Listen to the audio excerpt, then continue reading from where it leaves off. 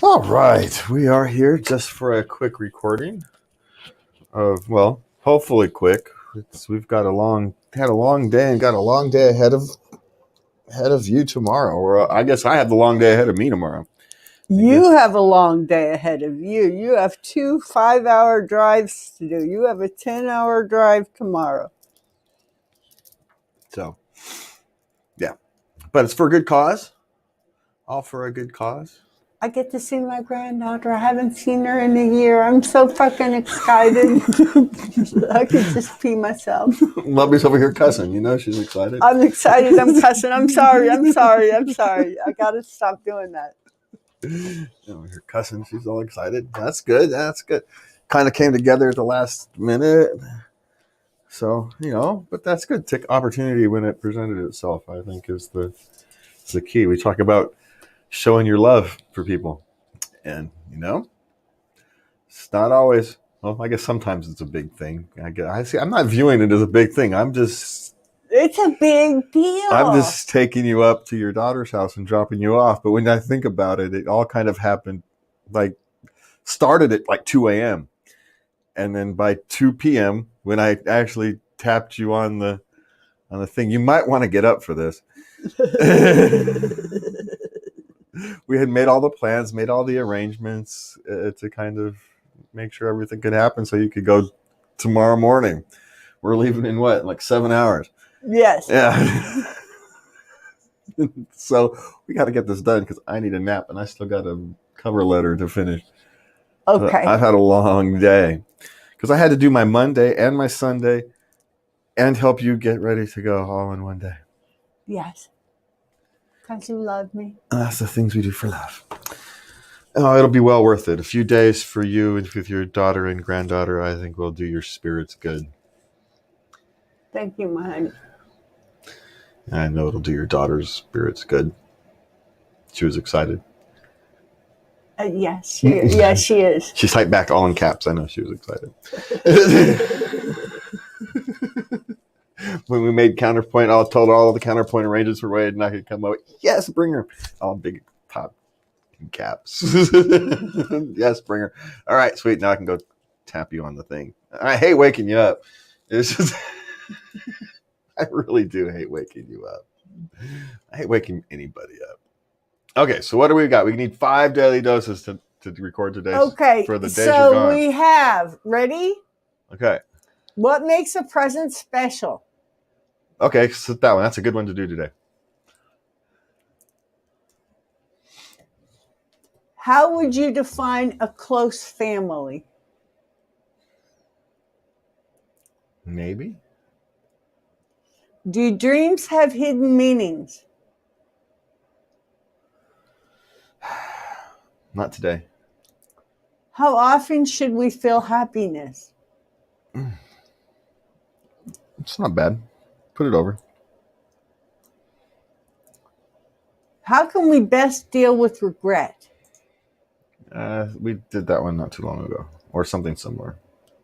What's the best way to overcome challenges? We did something similar recently. What can we feel proud of? Not today. What if someone keeps making you cry? Okay, that's a good one. What do you do with bad memories from childhood?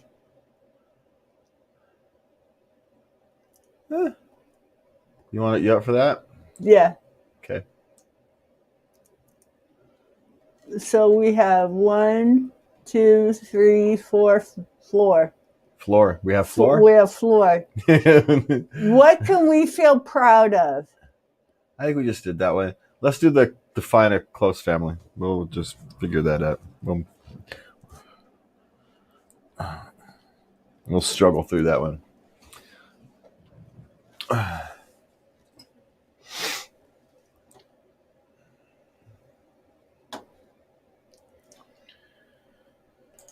Okay, here we go.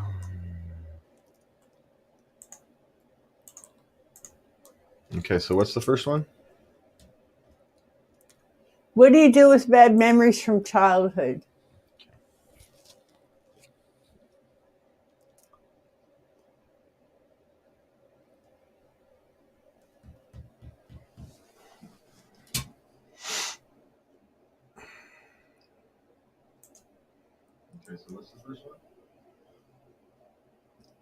What do you do with bad memories?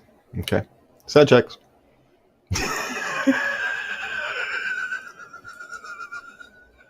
That's my specialty. I do sound checks without anybody knowing I'm doing sound checks. That's my specialty. That's your specialty, all right. Hey, man, we all got to have something. Just saying. Because it's not the intro. No, God knows it's not that. No, it's not the intro. The quarter in the jar. Okay, so what's the first one we're doing? What do you do with bad memories from childhood?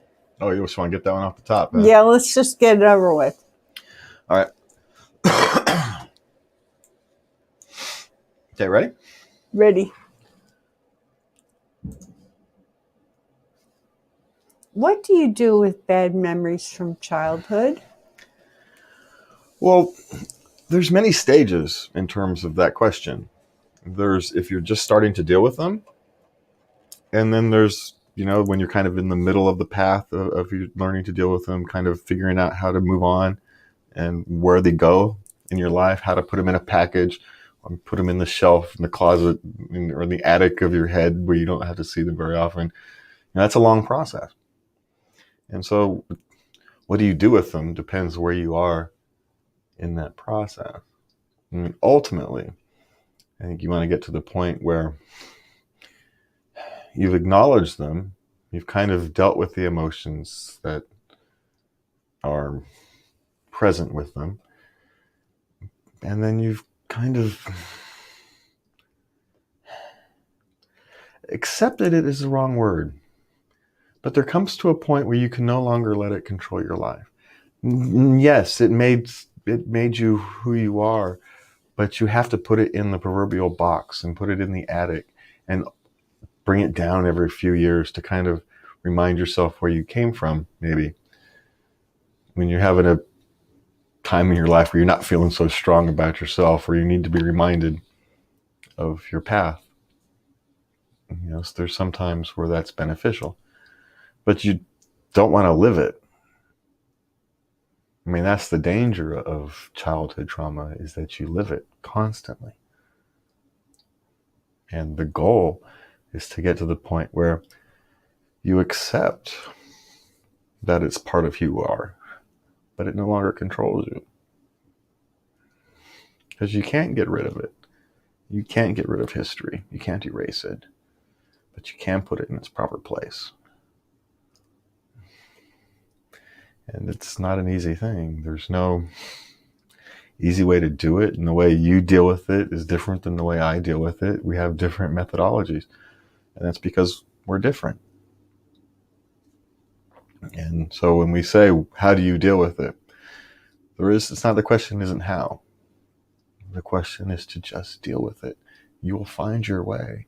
If you try, if you're kind and compassionate with yourself, and you seek help when you need it, you will find your way on dealing with it. It's when you run from it. It's when you're afraid of it. It's when you try to bury it that it festers and grows into something ugly and dangerous. So be kind to yourself.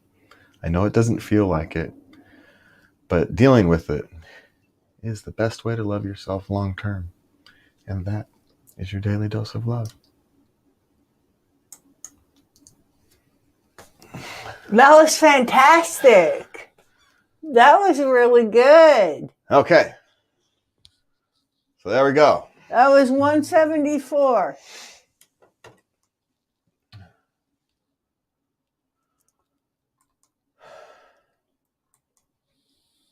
That's right. I don't have to post these till tomorrow. So that's cool.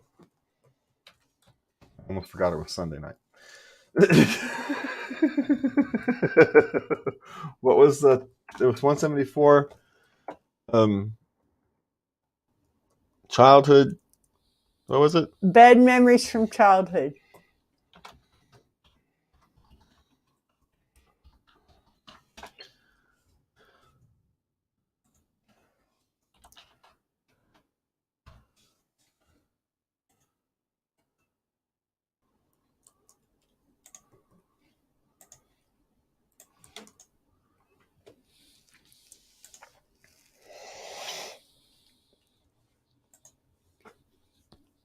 Okay.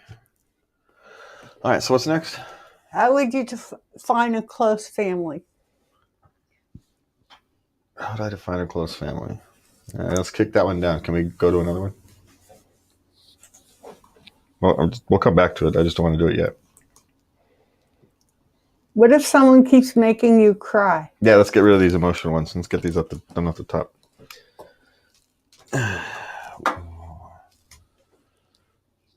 Okay, ready? Yes.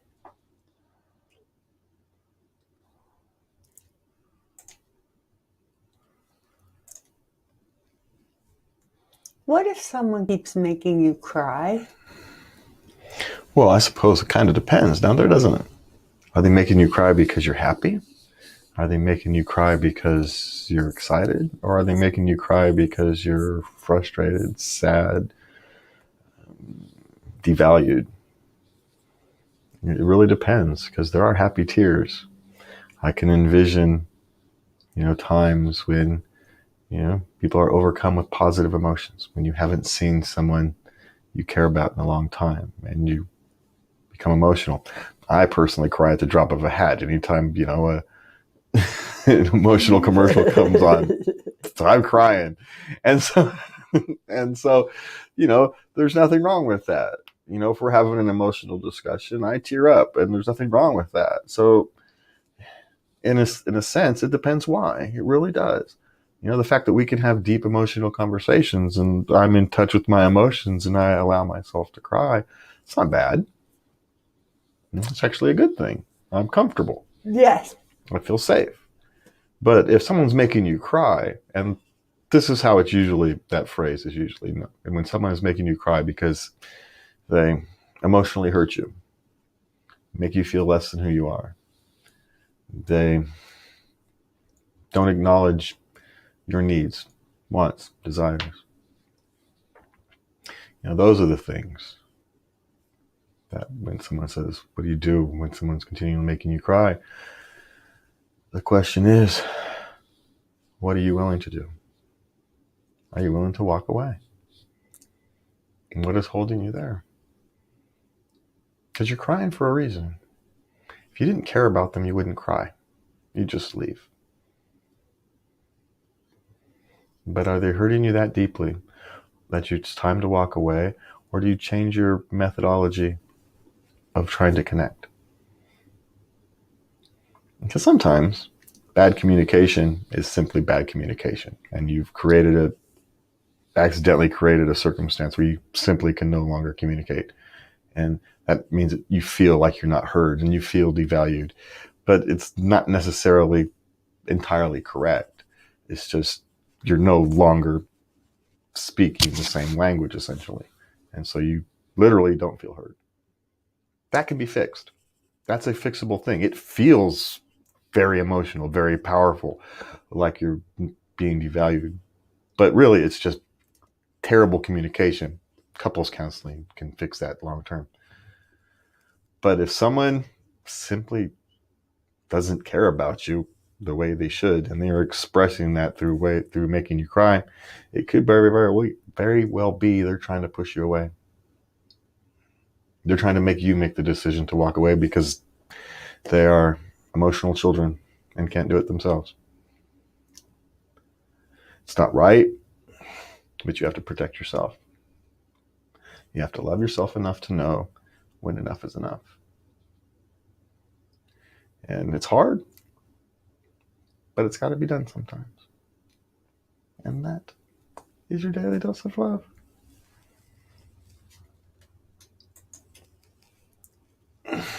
Nice. It's not a fun one. I almost think I should have gone backwards. I should have started with the bad thing and then rolled into, but it's not always bad to be crying and then ended on a positive note. Yeah. In retrospect. But we'll see how it plays. It means we can do that one again and do it the other way later, I suppose. What was the name? What was that subject again? 175. What if someone keeps making you cry?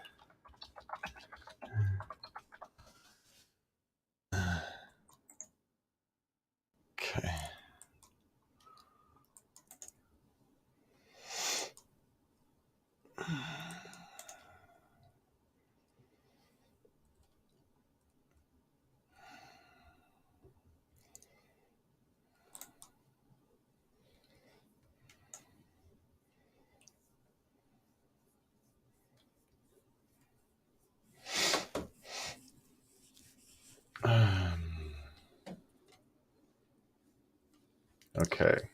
So what do we got now? How often should we feel happiness?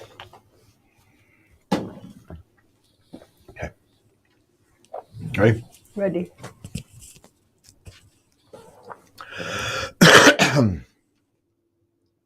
Excuse me.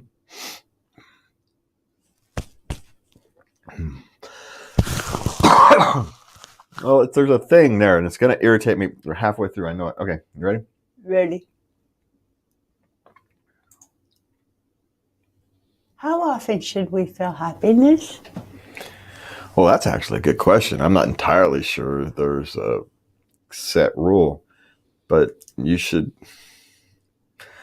have to define happiness. Because, quite frankly, I think contentment is a form of happiness. Yes. And I don't think enough of us accept that. They want to be happy. They want the emotional high, call it the endorphin hit, whatever it is you want to call it, that you're always feeling happy. We don't appreciate the fact that, just sitting quietly and having a calm, non-emotional day is a form of happiness. I mean, isn't that what the great philosophers, Buddha and the other, what's the phrase I'm looking for?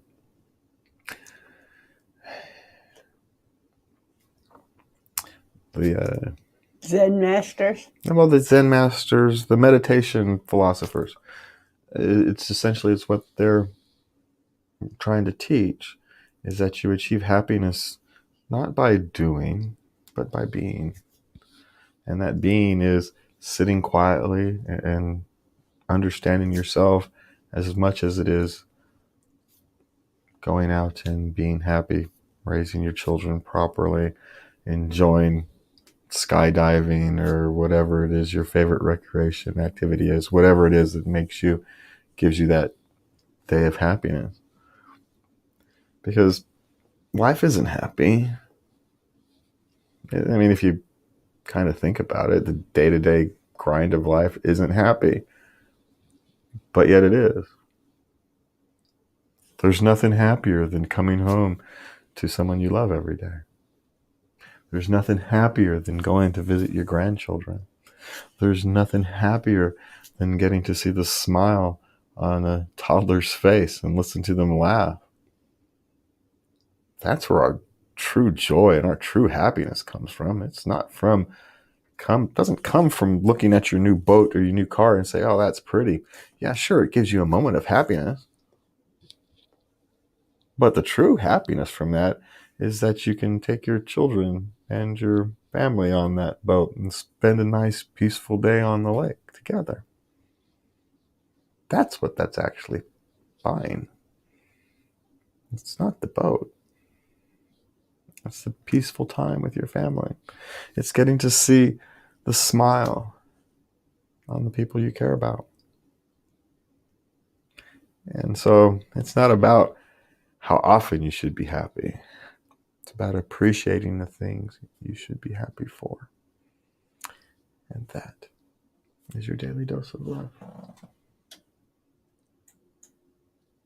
Nice. Okay. 176.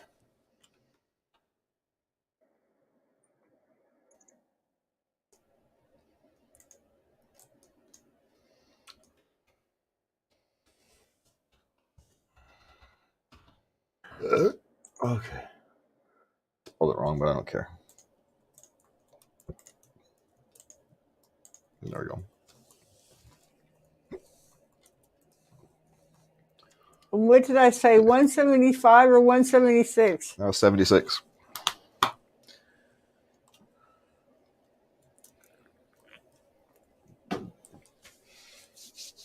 All right, two more. What makes a present special? Okay.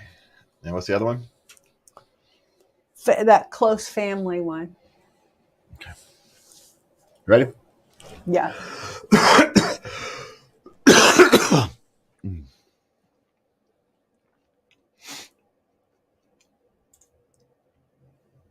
What makes a present special? That someone took the time to think about you, to consider your wants, needs, and desires. It's not to value in terms of money or in terms of experience. It doesn't matter. What matters is that someone cared. What matters is that someone loves you.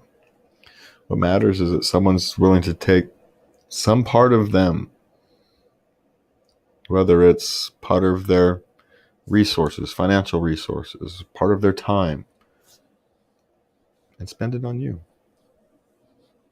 And that's what makes a present special. Now, sometimes there's unique presents that are highly special, highly individualized, and that can only happen to you or for you. And then there's other presents that are commercialized. You go to the store, you buy it in a box, and you give it to them. But one isn't necessarily more or less meaningful than the other. It's the care that goes behind it. We're all individuals. We all have our own quirks and our own ways of expressing our love. And there's no right or wrong way. It's the way that the other person needs and the way that you're able to give. Now, there are some people who are only able to give love in a relatively narrow way. And the beautiful thing about our world is there's enough diversity in it that there's people out there who are willing to accept that that's enough for them, that they understand the greater understanding of what's behind the relationship. That, maybe the traditional ways of expressing love aren't going to come from that partner.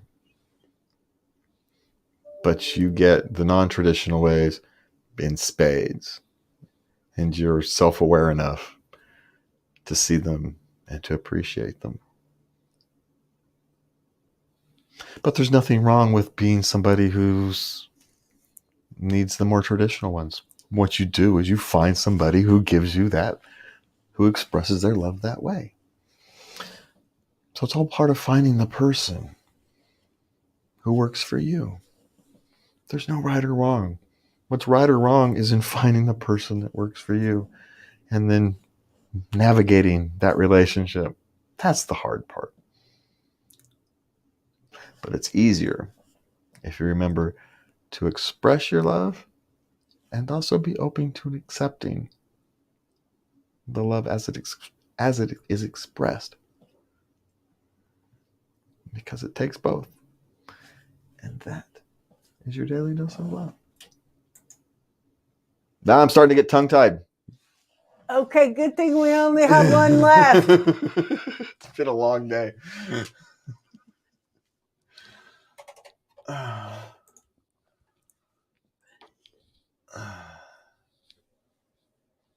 177? Yeah. I almost forgot what we were talking about on that one. What was the subject? What makes a present special?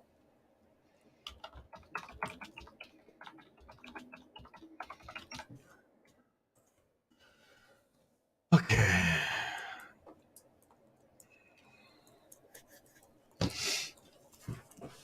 Are we ready? 177.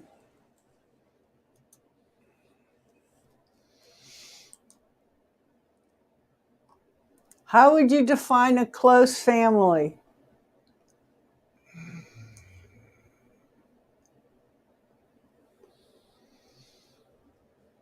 Okay, you ready?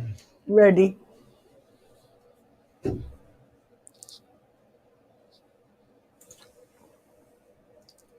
How would you define a close family? Well, for me, you're going to have to throw out the traditional definition. Family doesn't have much to do with blood. It has to do with love and how much you love somebody, how much you love the people around you. Now, often the people you love the most are the people you are, have a blood tie to.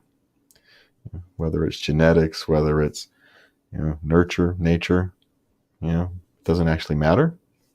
It's not really relevant whether it's nature or nurture. Those are the people you love the most. But it's not all the only people you love. You love your spouse who has no blood ties to you at all, as much as you love your children. It's a different type of love. It manifests itself differently, clearly, but you love them just as much. You can't sit there and say on a scale, I don't know any person who can put, on a scale, a love on their scale and say, well, I love my wife more than my children.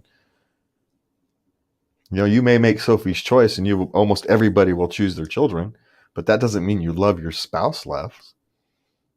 It just means in the grand scheme of calculations, your spouse would want you to choose your children.